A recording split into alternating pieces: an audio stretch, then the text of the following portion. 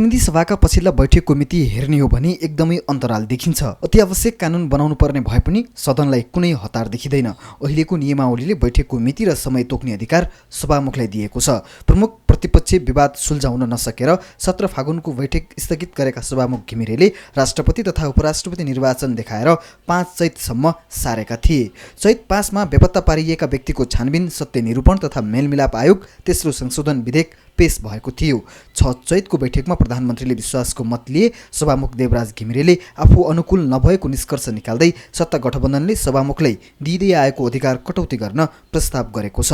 एमाले माओवादीको छोटो अवधिको सत्ता गठबन्धनका क्रममा एमाले अध्यक्ष केपी शर्मा ओलीको चाहनामा सभामुख निर्वाचित भएका घिमिरे सत्ता अनुकूल नरहने ठहर गर्दै काङ्ग्रेस, माओवादी केन्द्र, रासोपा, एकीकृत समाजवादीका सांसदहरूले अधिकार कटौतीको प्रस्ताव गरेका हुन्। प्रतिनिधि सभा नियमावली 2079 मा संशोधन गर्न बुधबारसम्म दिइएको समयमा सत्तापक्षका सांसदहरूले सभामुखले गर्ने काम कारबाही, कार्यव्यवस्था, परामर्श समितिको निर्णयका आधारमा हुनुपर्ने प्रस्ताव गरेका हुन्। सबै दलहरूको सहमतिमा बनेको नियमावली मस्यौदा समितिले सर्वसम्मत रूपमा पारित गरेर प्रतिनिधि सभामा पेश गरे पनि सांसदहरूले संशोधन दर्ता गराएका हुन्। अहिलेसम्म सभामुखलाई सो विवेकीय अधिकार दिँदै संसदमा विषयको प्राथमिकता, समयको निर्धारण गरी बैठकलाई सुव्यवस्थित ढङ्गले सञ्चालन गर्न नाम जस्तै परामर्श मात्रै दिने प्रयोजनका लागि प्रयोग गरिँदै आएको समितिलाई अब भने कार्यकारी बनाउने योजना सत्तापक्षले अघि सारेको हो। सत्तापक्षका सांसदहरूले नियमावलीको दफा 13 मा रहेको कार्यव्यवस्था परामर्श समितिको बैठकमा भएको निर्णय सभामुखले अनुमोदन गर्नुपर्ने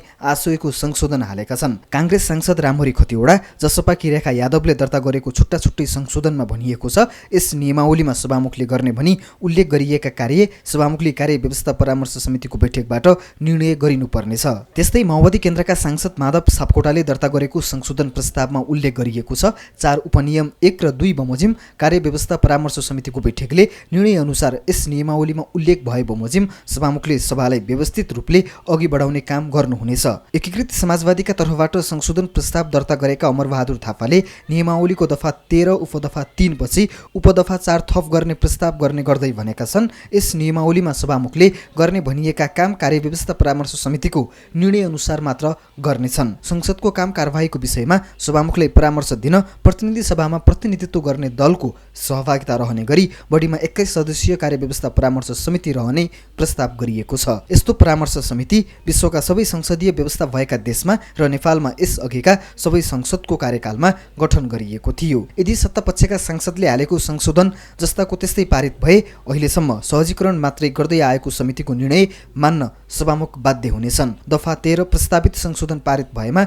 नियमावलीको दफा 260 पनि स्वतः संशोधन भई नियमावलीको व्याख्या गर्ने अधिकार समेत कार्यव्यवस्था परामर्श समितिमा सर्नेछ। उक्त दफामा भनिएको छ, यस नियमावलीको व्याख्या गर्ने अधिकार सभामुखलाई हुनेछ र निजको निर्णय अन्तिम हुनेछ।